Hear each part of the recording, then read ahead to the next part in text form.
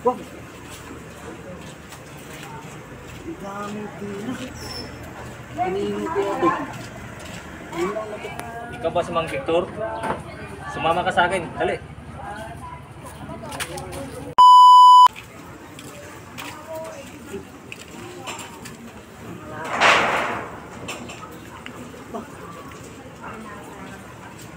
Wag.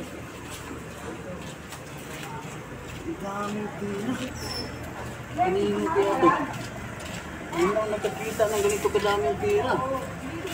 Baka ito na yung sagot sa matagal ko ng paghihirap. Ang daming pira. Pero, kawawa naman yung may-ari nito. Baka hinahanap na yung maraming pira na ito.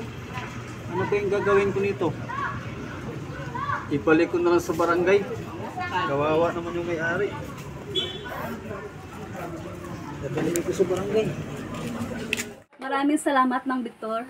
Pagbalik mo nito napulot mong bag, may lamang napakaraming pera. At itong nasa harapan mo ngayon, siya ang may-ari ng bag, si Ann. Mang Victor, maraming salamat dito ah. Nagtapon kasi ako ng mga lumang gamit sa apartment. Yung isang gamit pala na naitapon ko, yung bag na to na may lamang pera. Napakabuti nyo po. Okay lang po, madam. Masaya na rin ako at naibalik ko sa tunay talagang may-ari yung pera at bag. Sige Mang Victor, huwag ka nang mangalakal sa araw na to. Bilang pasasalamat sa kabutihang loob mo. Ka lang.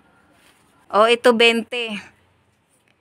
Magberyenda ka muna at ako'y magpapaalam na. Alis na ako. Salamat ulit. Salamat Kap. Okay. Sige lang. Mang Victor, anong masabi mo? Nagbalik ka ng 200,000 pesos, 20 pesos lang ang pabuya sa'yo? Okay lang po yun, Kap. Wala naman po talagang katumbas na halaga ang pagtulong.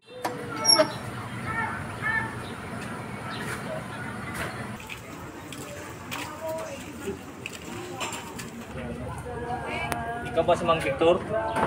Sumama ka sa akin, dali. Oh, sige. Papasukin mo na yan. Madam, ito na po yung taong pinadampot mo sa akin. O, sige, papasukin mo na yan. Ikaw ba si Mang Victor? Sumama ka sa akin, dali. Madam, ito na po yung taong pinadampot mo sa akin. O, sige, papasukin mo na yan. Ika, madam. Ikaw yung pinagbalikan ko ng pera. Bakit mo ako pinadampot? Samantalang binalik ko ng buo yung pera mo. Na kahit isang centavos, wala akong binawas.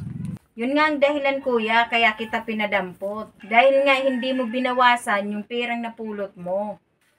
At binalik mo ito ng buo. At dahil dyan, ibibigay ko yung perang napulot mo. At dahil sa yung katapatan. Ito. Diyos ko po, hindi ako makapaniwala, madam. Yung pirang napulot ko na 200,000, ibibigay nyo sa akin ng buong buo. Mas mabait na pala kayo sa akin. Maraming salamat. Maraming salamat din po sa Panginoon. Ikaw ba si Mang Victor? Sumama ka sa akin, dali. Madam, ito na po yung taong pinadampot mo sa akin.